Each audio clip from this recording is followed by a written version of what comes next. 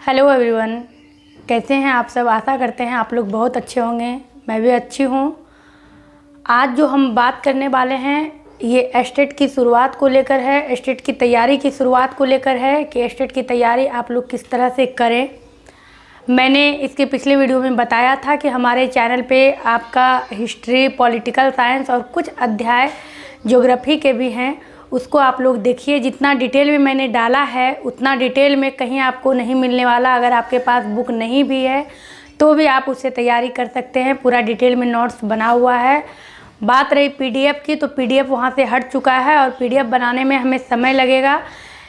थोड़ा सा सिलेबस आप आने दीजिए, उसके अनुसार हम लोग फिर से एक बार जुट जाएंगे। लेकिन हम लोग तैयारी में लग चुके हैं, उसको रिवाइज करने का काम हम लोग आज से ही शुरू कर देंगे। डिटेल तो मैंने डाल ही दिया है, बस रिवाइज करना है। रिवाइज का काम तो रिवाइज हम लोग आज से, अभी से, इसी क्लास से शुरू करेंगे। रिवाइज के पहले कुछ कमेंट्स हैं, उसका जो है कुछ कमेंट्स हैं, उसके बारे में हम जवाब देना चाहेंगे। जिस प्रकार मैंने आपको अवगत कराया एस्टेट के अपडेट्स को लेकर, कुछ लोगों ने इस तरह के भी कमेंट्स किए। मैं तो चूँकि नेगेटिव बातों पर ध्यान ही नहीं देती हूँ, आप मेरे पूरे चैनल को देख लीजिएगा। एक वीडियो को, एक कोरोना वायरस से मैं बहुत ज़्यादा डर गई थी और वो भी आप लोगों की सलाह से मैंने टीवी देखना बंद किया था, तो वो भी जो नेगेटिविटी मेरे अंदर थी वो भी ख़त्म हो गई। मैं नकारात्मक चीज़ों पर, नकारात्मक बातों पर ध्यान नहीं देती हूँ। लेकिन कुछ ऐसे कमेंट्स थे, जैसे कि उसमें कहा गया था कि एस्टेट का जो है, आप बोल रहे हैं तैयारी की शुरुआत करनी है लेकिन एस्टेट का एग्ज़ाम कैंसिल हो जाएगा। एस्टेट का एग्ज़ाम कैंसिल नहीं होगा बल्कि उसका रिजल्ट आएगा, आप कैसे तैयारी की बात कर सकती हैं।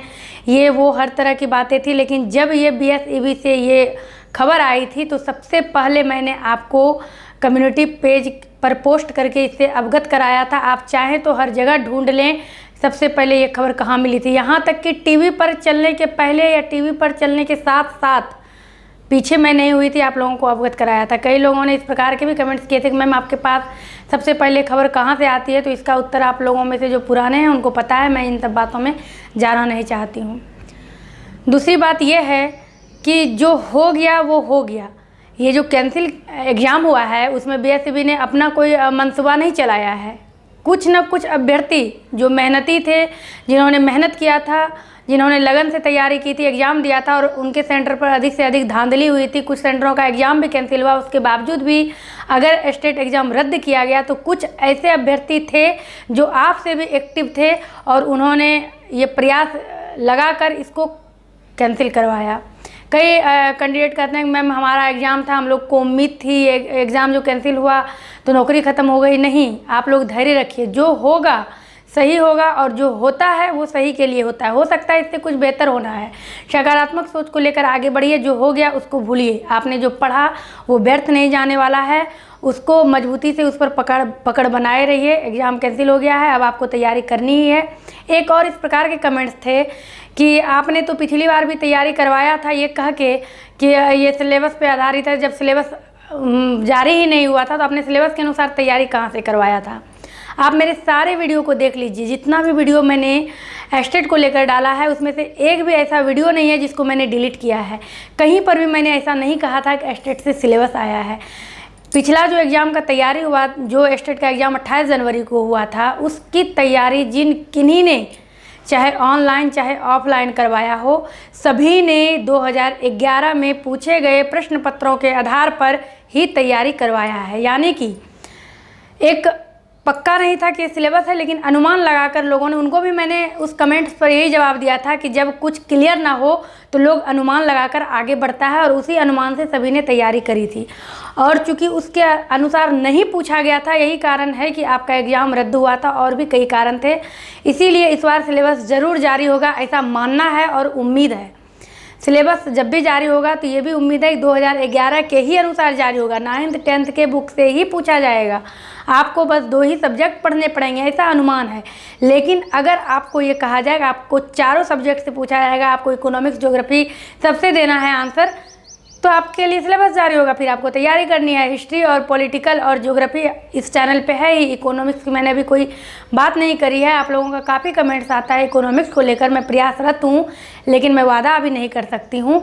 तो ये मेन पॉइंट था किसी को गलत कहने के पहले सोचिए। जो नकारात्मक कमेंट्स करते हैं, जिनके शब्दों में नम्रता नहीं है और जिनको बोलने की शैली नहीं है, वो तो भूल ही जाएं कि वो टीचर भी बन पाएंगे। टीचर होता है दूसरों को ज्ञान देने के लिए। आपको खुद नहीं तमीज़ है किस तरह से बोलनी चाहिए, किस तरह से कमेंट्स करनी चाहिए, तो आप दूसरे को क्या सम्मान देना सिखाएंगे।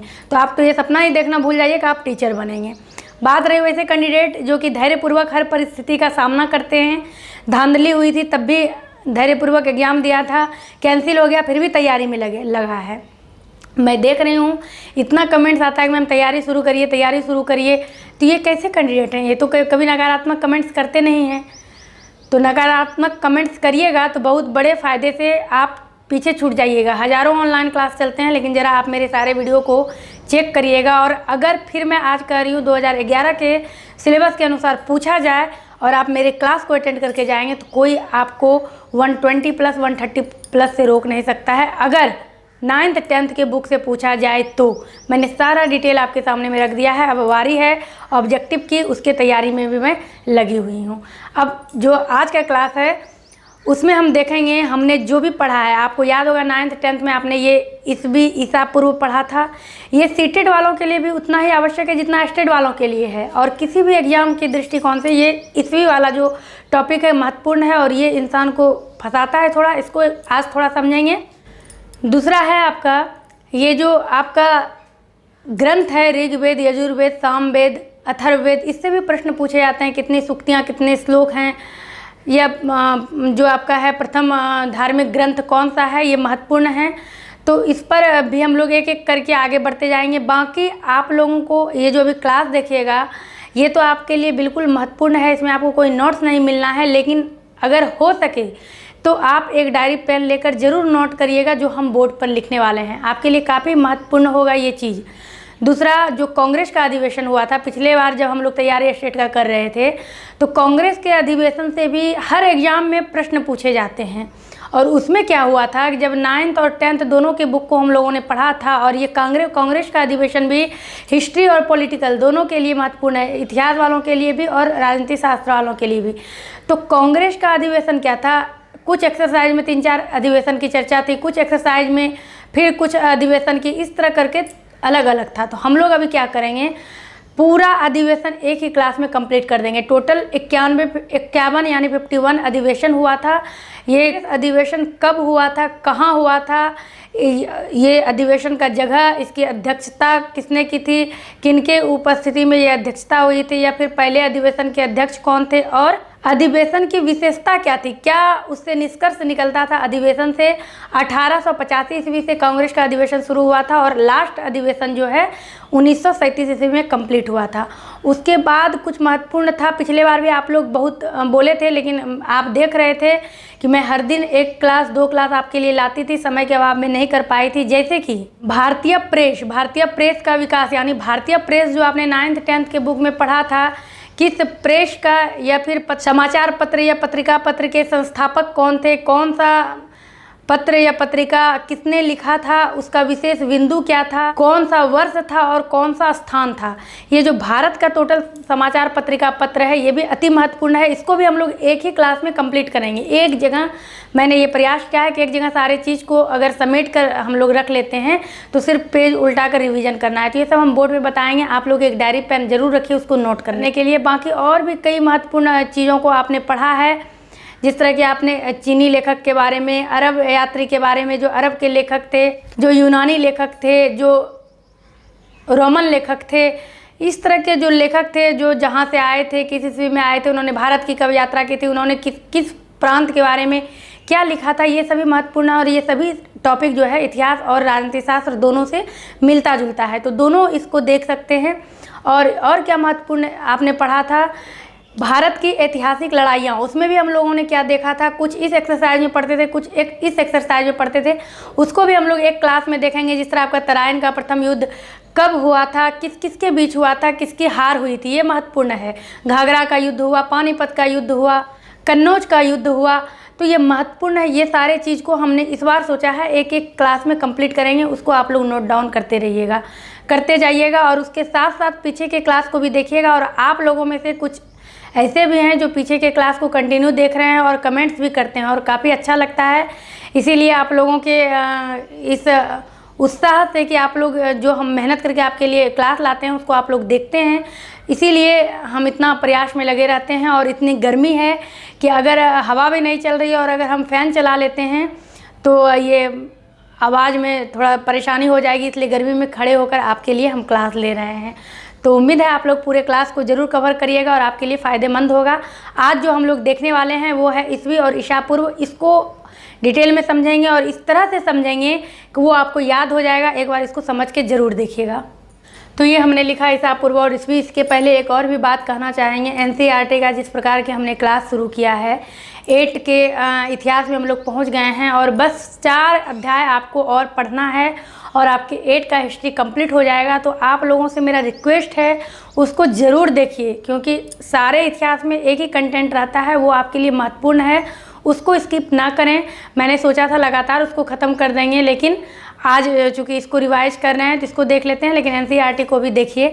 तो ये जो ईसा पूर्व और ईस्वी है, इसमें आपको याद होगा आपने 9th 10th के इतिहास में पढ़ा था ग्रेगोरियन और जूलियन कैलेंडर। जब आपने रूसी क्रांति पढ़ा था तो उसमें आपने ये पढ़ा था ग्रेगोरियन कैलेंडर जो 13 दिन आगे रहता है, रूसी कैलेंडर जो 13 दिन पीछे रहता है। और ये दोनों ही कैलेंडर जो आपके ईसाई धर्म गुरु ईसा मसीह हैं उनके जन्म वर्ष पर आधारित है। और ये जो जन्म वर्ष उनका है ये भी कल्पित है, यानी कि एक इमेजिन किया हुआ, कल्पना किया हुआ है। पक्का किसी को नहीं पता था, लेकिन जब तक कुछ माना नहीं जाता तो फिर मुश्किल हो जाता। इसीलिए ईसा मसीह के कल्पित जन्म वर्ष पर ये आधारित है। और ईसा मसीह जैसे कि 0 ईस्वी में उनका जन्म हुआ है, तो इधर जितना भी हमारा होगा वो ये ईसा पूर्व हो जाएगा और इधर जितना भी हमारा ईस्वी होगा ये हमारा ईस्वी कहलाएगा। और इधर वाले सारे ईस्वी में जो ये ईसा पूर्व लगता है, इसको शॉर्टकट में हम लोग ईस्वी पूर्व कहते हैं। इसको अवश्य समझिएगा, आप लोग हो सके तो नोट भी कर लीजिएगा। ईस्वी पूर्व कहते हैं और इसको इंग्लिश में हम लोग BC कहते हैं। और BC का फुल फॉर्म आपका हो गया before the birth of Jesus Christ. ये BC का फुल फॉर्म हो गया before the birth of Jesus Christ. इसको हम लोग ईसा पूर्व कहते हैं और ये ईस्वी हो गया हमारा बाद में। अब हम यहाँ समझेंगे कि इधर जो होती है उल्टी गिनती होती है। ईसा मसीह के जन्म के पूर्व जो होती है ये उल्टी गिनती होती है, इसको समझना महत्वपूर्ण है। और इधर जो होती है सीधी गिनती होती है, यानी कि यहाँ से आपका 1 शुरू होगा, 1 हो गया आपका 1, और फिर ये आपका 2 हो गया, ये आपका 3 हो गया, ये आपका चौथा वर्ष हो गया, 5वां वर्ष हो गया, इस तरह करके आपका 1900 आ गया, इस तरह करके आपका 2000 आ गया, इस तरह करके। और इधर जो आपका होता है ये उल्टा होता है। ये कैसे होता है, जैसे आप देखिएगा गिनती सिर्फ इधर ईसा मसीह के जन्म के पूर्व जो हम ईयर को गिनेंगे ये गिनती उल्टी होती है, लिखाता सही है। इधर भी हम लिख सकते हैं ये 1 हो गया, ये हमारा 2 हो गया, इधर हमने लिख दिया 483, समझने वाली बात है। इधर हमने लिख दिया 563।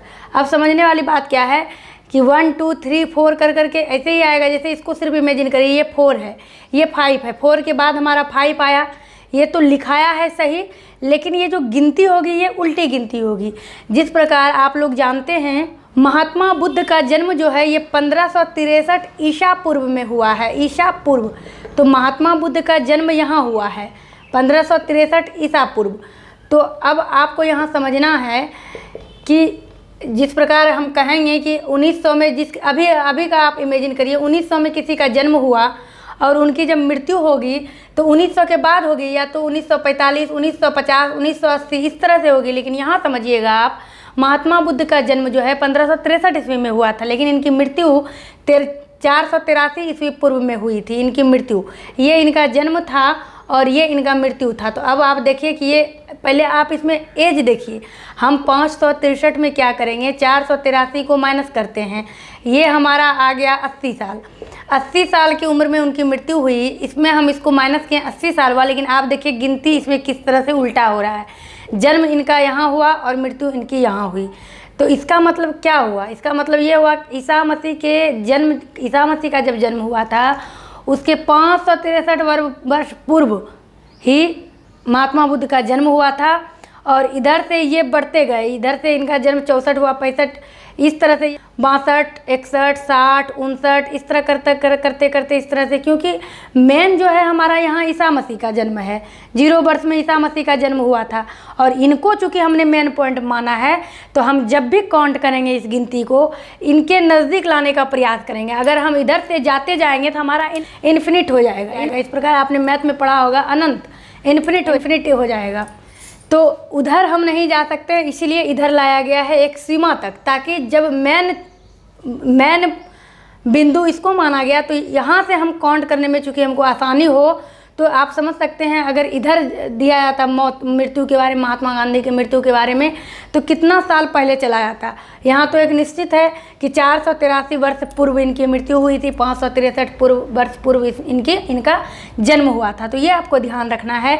ईसा मसीह के जन्म वर्ष के पूर्व जो गिनती होती है वो उल्टी गिनती होती है, और इसके बाद जो गिनती होती है वो सीधी गिनती होती है। और ईसा मसीह के जन्म से आरंभ हुए वर्ष को हम लोग सन कहते हैं, सन भी लिखते हैं। बुक में आप लोग देखते होंगे सन 1945 सन लिखते हैं, और ईस्वी लिखते हैं, और शॉर्ट में हम लोग ई लिखते हैं। ये आप जिस प्रकार यहाँ ईस्वी पूर्व हो गया तो ये पहले का हो गया, चूँकि हम लोगों ने ये हिस्ट्री में पढ़ा है, पॉलिटिकल में पढ़ा है, सिर्फ रिवाइज कर रहे हैं, इसलिए यहाँ पर हम इसको समझ रहे हैं। ईस्वी लिखते हैं, और इसको जिस तरह बीसी इसको कहें, before the birth of Jesus Christ, तो यहाँ पर हम इसको एडी कहेंगे, एडी। और ये जो एडी है, इस ई को लैटिन भाषा में एडी लिखा जाता है। इस ई को लैटिन भाषा में एडी लिखा जाता है, जिसका फुल फॉर्म होता है एनो डोमिनी, और इसका शाब्दिक अर्थ होता है एनो डोमिनी का in the year of Jesus Christ, या आप लॉर्ड जीसस क्राइस्ट, आपको बुक में लॉर्ड भी मिलेगा। तो ये हो गया इन द ईयर, एडी मतलब इन द ईयर, और ये हो गया बिफोर, ये पहले, और ये इन द यहाँ से आपका शुरू हुआ। तो ये ईस्वी पूर्व और ईस्वी या सन, इसको समझना अति महत्वपूर्ण था। ये कन्फ्यूजन क्रिएट करने के लिए इससे आपको कई प्रकार के प्रश्न पूछे जाते हैं। और दूसरी बात यह है कि जितना मैंने आपको पत्र पत्रिका के बारे में बताया, या जो भी आपकी लड़ाई के बारे में बताया, अधिवेशन के बारे में बताया, ये सब आपने पढ़ा है। भारतीय संविधान के बारे में जिस तरह आपने देखा, उस आपके बुक में जो चैप्टर है, और उसी में आपको पढ़ना है राष्ट्रपति का, प्रधानमंत्री का कार्यकाल। आपने जब प्रैक्टिस सेट बनाया होगा तो आपने देखा होगा इस तरह के कितने प्रश्न आपसे पूछे गए थे। तो इस बार हमने सोचा है प्रधानमंत्री, राष्ट्रपति, इस तरह कर करके स्पेशल क्लास में एक एक टॉपिक को ख़त्म करते हुए आगे बढ़ेंगे। तो आज हमने इस ईस्वी को समझा है बिल्कुल शॉर्ट तरीके में। इसको समझने के बाद आप हमें कमेंट्स कर ज़रूर बताएं कि क्या इस तरह से रिवीजन आपके लिए सही है, क्योंकि नोट्स मैंने प्रोवाइड करवा दिया है, उससे आप पढ़िए। एक बार सिलेबस जारी होने दीजिए, फिर से रिपीट कर रहे हैं इसको, तो हम आपको PDF भी प्रोवाइड करवाएंगे, और बाकी जितना भी क्लास है उसको आप लोग उल्टा कर देखिए। अब हम थोड़ा सा इतिहास के बारे में समझते हैं। जो इतिहास हम लोग पढ़ रहे हैं, अभी 8th तक भी कंप्लीट होगा, 9th 10th बिहार बोर्ड का देख लिए हैं, NCERT भी प्रयास करेंगे समझने का।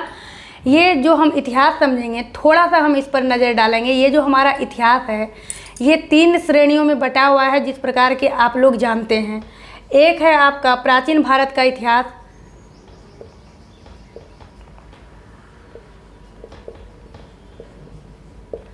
प्राचीन भारत का इतिहास। दूसरा है आपका मध्यकालीन भारत का इतिहास,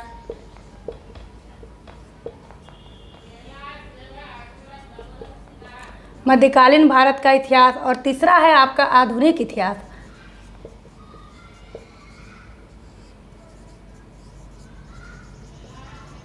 आधुनिक इतिहास मैक्सिमम प्रश्न आपके यहीं से निकल कर आते हैं। आपने जो भी अभी तक पढ़ा है हिस्ट्री में, आप देखिएगा, इसको हम समझते हैं प्राचीन भारत के इतिहास में हमें क्या पढ़ना होता है। तो आप खुद अभी अपने आप में सोच लीजिएगा कि सच में इसी से अधिक प्रश्न आता है। इसमें हम लोग 4 महत्वपूर्ण टॉपिक को देखते हैं। पहला है हमारा धर्म ग्रंथ।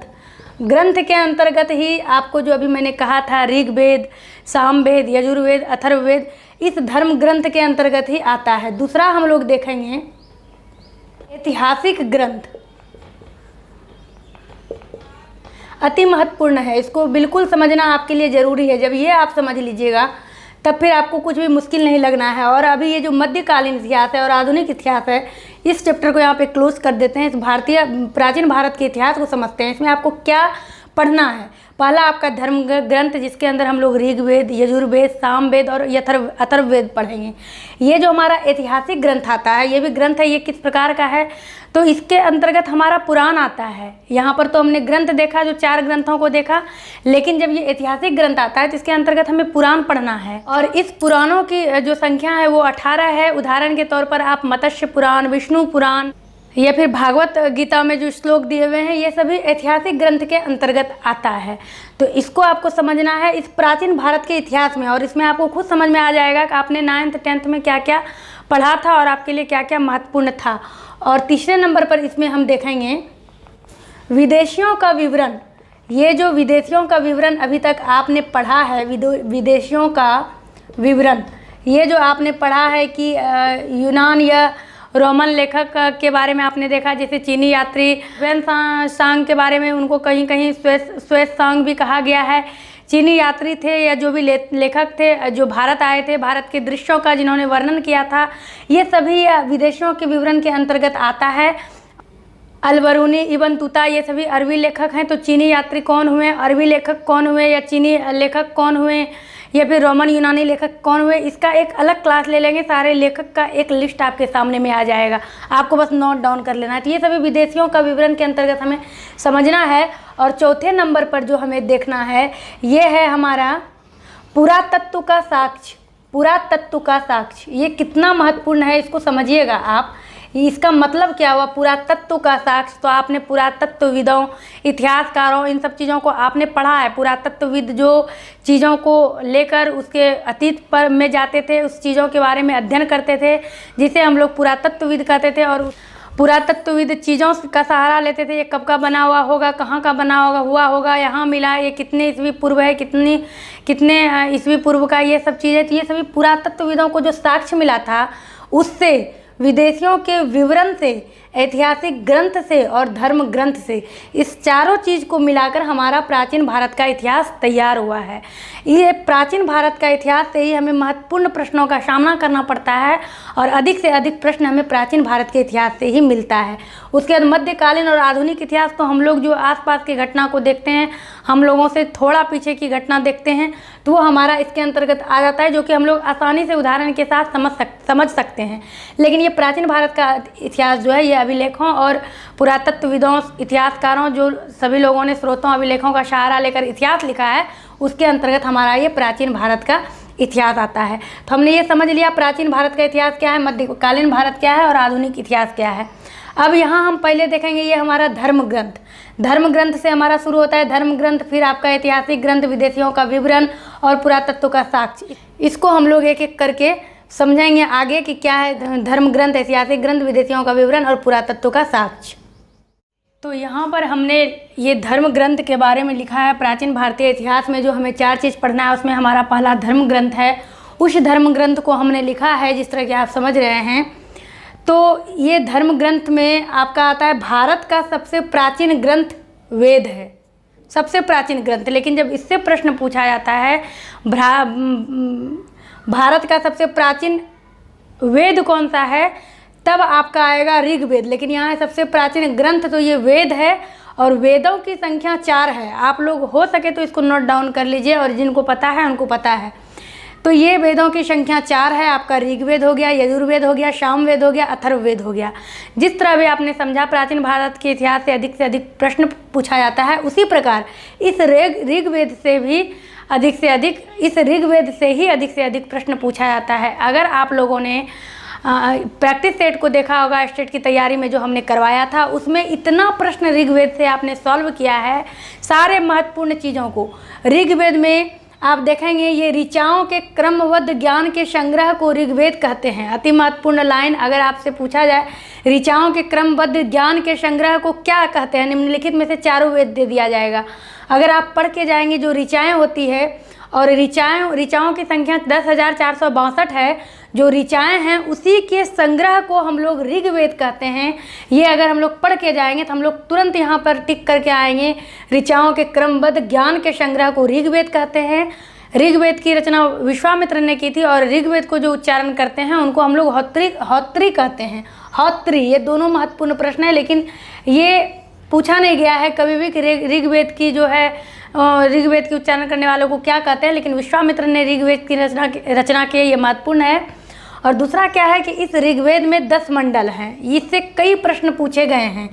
1028 सूक्त हैं, ये भी पूछे गए हैं। जिस प्रकार अगर आप लोगों में से कोई रामायण, गीता, कुरान देखे हैं, ज़रूर देखे होंगे, पढ़े होंगे, समझे होंगे, तो उसमें जिस प्रकार आप देखते हैं चौपाई आता है, दोहा आता है, तो इसी प्रकार जो श्लोक की जो संख्या होती है इसी तरह सूक्त होता है। तो इसमें आपका ये इसको एक रामायण के, अभी फिलहाल रामायण चल रहा है तो रामायण का एक उदाहरण लेते हैं। जिस प्रकार उसमें आप कांड देखते हैं कि आपका 7 कांड है, जिस प्रकार बाल कांड, अयोध्या कांड, सुंदर कांड, किष्किंधा कांड, अरण्य कांड, इस प्रकार से जिस प्रकार आप कांड की गिनती करते हैं, टोटल दोहे की गिनती आप करते हैं, उसी प्रकार यहाँ पर 10 मंडल है इस ऋग्वेद में और 1028 सूक्त है और 10,462 ऋचाएँ हैं। और इस एक लाइन, ये एक लाइन इतना महत्वपूर्ण है कि इस एक लाइन से कई प्रश्न कई तरीके से पूछे जाते हैं। महत्वपूर्ण इसमें आपको क्या पढ़ना है, ये जो आपका 10 मंडल है इसमें बस आपको 4 मंडल मुख्य रूप से देखना है। 4 मंडल से अधिक सवाल आते हैं। आपका तीसरा मंडल, 8वां मंडल, 9वां मंडल और 10वां मंडल, इस 4 मंडल से मैक्सिमम सवाल पूछे गए हैं। अभी तक एस्टेट के प्रैक्टिस सेट में भी हम लोगों ने देखा है और कई एग्जाम में भी हम लोगों ने देखा है, इसी 4 मंडल से सवाल पूछे जाते हैं। तो शुरू करते हैं हम तीसरे मंडल से। इसके तीसरे मंडल में सूर्य देवता सावित्री को समर्पित गायत्री मंत्र है। यह भी प्रश्न पूछा गया है, ऋग्वेद के किस मंडल में गायत्री मंत्र है। तो तीसरे मंडल में यह आपको याद कर लेना है, कंठस्थ कर लेना है। अगर उसी प्रैक्टिस सेट को हम लोगों ने दोबारा रिपीट करना शुरू किया तो आप लोगों को ये पता होगा और बहुत तेज़ी से आप लोग इसको कंप्लीट कर लेंगे। दूसरी इससे बात क्या है, इसमें दूसरा प्रश्न इस प्रकार का निकल सकता है कि गायत्री मंत्र किस देवता को समर्पित है। तो यहाँ आपका है सूर्य देवता सावित्री को। यहाँ पर ये 2 प्रश्न यहाँ से महत्वपूर्ण निकलते हैं। उसके बाद आपका दूसरा जो है ये 9वें मंडल में सोम देवता का उल्लेख है। तो ये भी प्रश्न पूछा गया है, सोम देवता का उल्लेख ऋग्वेद के किस मंडल में है, तो 9वें मंडल में है। और 2 मंडल हम देखेंगे अभी, 8वां मंडल और 10वां मंडल। तो आप लोग इसको ज़रूर लिख लीजिए, हम इसको क्लीन करके फिर 8वें और 10वें मंडल को लिख लेते हैं। उसके साथ ही हमारा ऋग्वेद कंप्लीट हो जाएगा। तो हमने 2 मंडल को समझ लिया। ये हमारा जो 8वें मंडल है, 8वें मंडल में हस्तलिखित ऋचाओं को खिल कहा जाता है। ये महत्वपूर्ण है। जो 8वें मंडल में जो हाथों से लिखी गई ऋचाएँ हैं उसको खिल कहा जाता है। जो ऋचाएँ इस तरह से इससे प्रश्न पूछे जाएंगे, किस मंडल में हस्तलिखित ऋचाओं को खिल कहा जाता है। तो 8वें मंडल में, क्योंकि सभी मंडल उस समय आपको पता है जब आपने 9th 10th का पढ़ा था तो ऋचाएँ जो है हस्तलिखित ही होती थी। ऋग्वेद के एक पन्ने मिले थे जो कि पांडुलिपि, जो उसका फोटो स्टेट वगैरह करवाया गया था और वो अभी भी रखा हुआ है ऋग्वेद का वो पेज। तो महत्वपूर्ण ये है, 8वें मंडल में हस्तलिखित ऋचाओं को खिल कहा जाता है। और 10वें मंडल में वर्णित पुरुष सूक्त है। पुरुष सूक्त किस में वर्णित है, 10वें मंडल में। और इससे इस प्रकार के प्रश्न पूछे जाएंगे, किस मंडल में वर्णित पुरुष सूक्त के अनुसार वर्ण 4 प्रकार के हैं। तो 10वें मंडल में वर्णित पुरुष सूक्त है जिसके अनुसार वर्ण 4 प्रकार के हैं। और आपको तुरंत रिमाइंड हो जाएगा, ये आपने पढ़ा है, ब्राह्मण, क्षत्रिय, वैश्य और शूद्र, ये 4 वर्ण होते हैं, 4 प्रकार के वर्ण होते हैं। और आखिरी है ऋग्वेद में महत्वपूर्ण आपका लाइन कि ऋग्वेद में इंद्र देवता के लिए 250 और अग्नि देवता के लिए 200 ऋचाओं की रचना की गई है। आप समझ सकते हैं इससे किस प्रकार के प्रश्न निकल सकते हैं। तो ये सभी प्रश्न आपके लिए महत्वपूर्ण थे। बाकी ऋग्वेद की रचना विश्वामित्र ने की है, ये आपको नोट डाउन कर लेना है। इसके साथ ही हमने ऋग्वेद समझ लिया। अब हम लोग जल्दी जल्दी यजुर्वेद, सामवेद और अथर्ववेद समझ लेते हैं। इसको कम लाइन में ही समझना होता है। महत्वपूर्ण आपका ऋग्वेद ही था। बाकी आप अगर देख रहे हैं जो अध्याय हमने अपलोड किया है 9th 10th का, तो और डिटेल उसमें मिल जाएगा। ये सारा आपका महत्वपूर्ण लाइन है जो किसी भी एग्जाम में अधिक से अधिक पूछा जाता है। तो अब हम इसको क्लीन करके यजुर्वेद, सामवेद, अथर्ववेद देख लेते हैं। तो अब हम ये दूसरे नंबर पर समझेंगे यजुर्वेद। तो यजुर्वेद को अगर आप चाहें तो नोट डाउन कर सकते हैं। यजुर्वेद जो है उसमें जो मंत्र है यजुर्वेद में, उसको सस्वर पाठ किया जाता है, यानी स्वर के साथ जो पाठ किया जाता है उसको यजुर्वेद कहते हैं। उसमें बलि का नियम है। जिस प्रकार पहले और बलि की प्रथा तो अभी भी है, उस समय नर बलि था, लेकिन अब वो सब खत्म हो चुका है। लेकिन अंधविश्वासों के कारण अभी भी कहीं कहीं न्यूज़ में आप लोग भी सुनते ही होंगे। तो बलि के नियमों का और सस्वर पाठ करने का जो संकलन है, जो तरीका है, आपके इस यजुर्वेद में मिलता है। इस यजुर्वेद ही ऐसा वेद है जिसमें गद्य और पद्य दोनों मिलते हैं।